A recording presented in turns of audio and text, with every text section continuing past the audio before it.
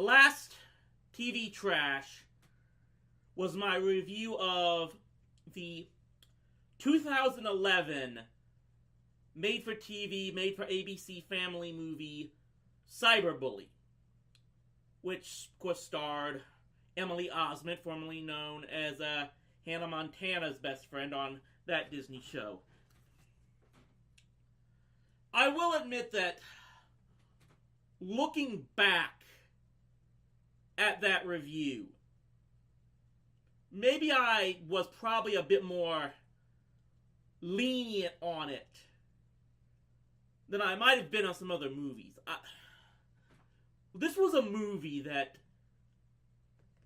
I figured I had to watch for a number of reasons, especially after I'd heard that it had a lot of ridicule about it.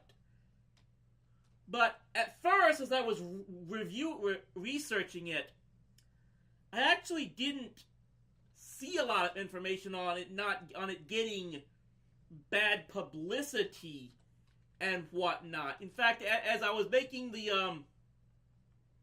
as I was researching it more in full, my information was that it actually had received quite a bit of positive reception. In fact, I'm looking right here, it was nominated for the Best TV Movie or Miniseries at the Prism Awards.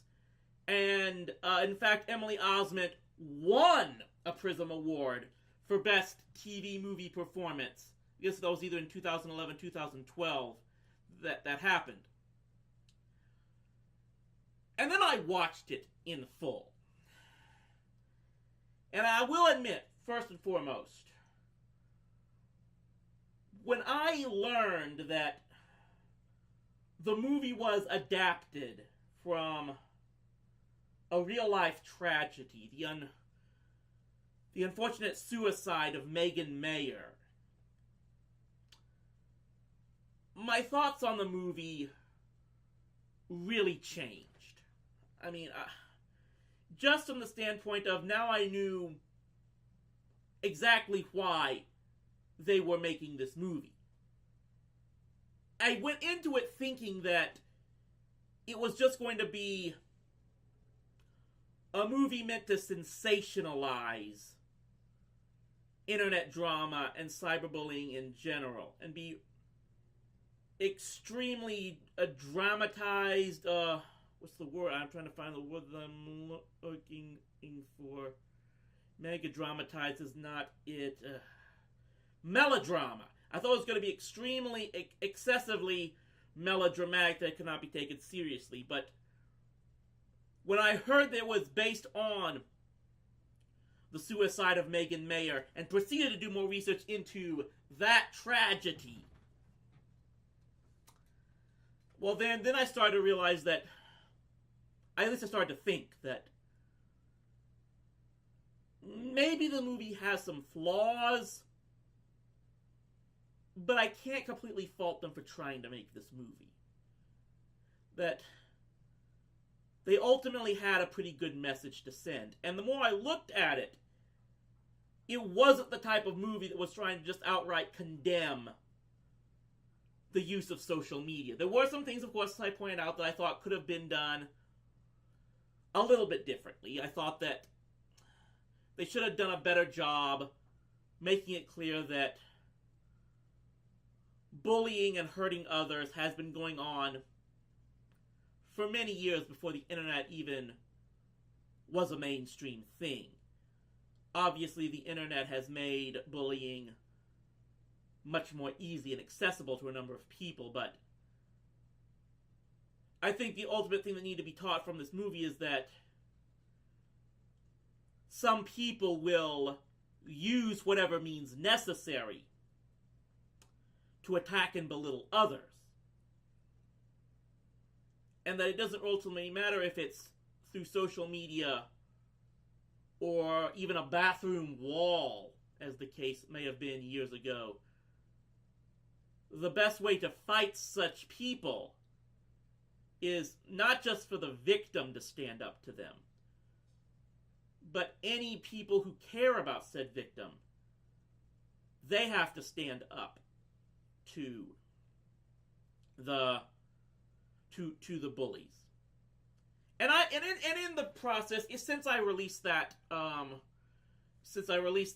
movie, I've gotten some feedback and criticisms of at least not of my review, than of the movie itself. I think I'm going to try to bring up my the uploads I had here. First I'm going to bring up my the YouTube, which of course I didn't put it up on YouTube. I put it up on I just put a promo for it on YouTube. I'm going to try to put this up on here.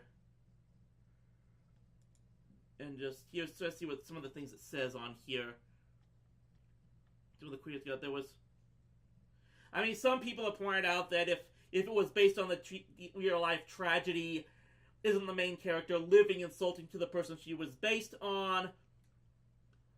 I'm not 100% sure on that. At the very least, I don't think the network would have allowed a movie where the main character actually got away with the suicide. I think that they needed... It was kind of a situation of... They needed the main character to, unfortunately, to still survive in that situation in order to fully show what people can do to overcome such instances. Let's look at another comment we had was, yeah, they make a lot of jokes about how the only reason the main character, Taylor, did live was she couldn't get the child-proof cap off of the pills she was going to take on that one. Yeah, I mean, maybe that got a little ridiculous. Maybe that's kind of NARM fuel right there. I suppose so. I'm going to go over to my my own website on here since I posted it up there. See, we got some comments on here.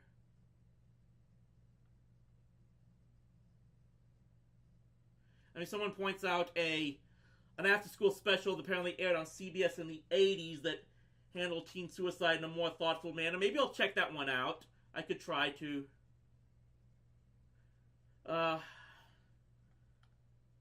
Which I think... I mean, a lot of people... Here's one that I actually got. Someone comments that the main character is portrayed as a stupid, homophobic bitch, and the end is not possible in any existing dimension without dictatorship coming to pass. I want to talk about that whole thing. Basically, someone accuses Taylor of being homophobic in the movie. I'm not 100% sure that was the case. I mean, yes, there was that one scene where, of course, her gay classmate tells her that he gets ridiculed and makes gay jokes about all the time, and her response was, "But you really are gay. I'm not a promiscuous person like I'm being accused of." I don't think that was meant to be homophobic. It was definitely meant to be ignorant. That it would show that Taylor herself didn't see and understand what was right in front of her face as well. And a very key important part of the movie is she comes to realize that later in the third act. And she actually does apologize to that gay classmate. That was very key, as it shows that some people are capable of growing and understanding and changing. And that was a very key element to the development of Taylor's character. Obviously, Lindsay is a character that wasn't capable of that, and why she ultimately had to get called out and basically just told to go away at the end of the movie. Well, like I said, there definitely are criticisms of this movie. I still think that the plot twist that it was Taylor's friend that started up the phony account that caused all the trouble didn't make sense. And I don't understand why she thought anything she did was a good idea, like it was going to work. But ultimately, just as someone who's seen bullying up front and in person, who knows what victims of bullying have had to go through. Whatever faults this movie had, I still just can't blame them for trying. I think their hearts were in the right place in making this film. And that if you could kind of look over the mistakes in storyline and the plot holes that they have, you can see they were definitely trying to send a message that the only way you can really fight cruelty and bullying is with kindness. If you can't turn the bully over by showing them kindness, you at least definitely need to show kindness to victims. And let them know that they're not alone. That they can still have friends out there. That they have people who will defend them and fight for them. And that's really one of the most important lessons to learn, I think, in life itself, is that you have to stick together with who you know your real friends are, and always be there for one another. And that when you stand together, those that are trying to hurt you won't have any power.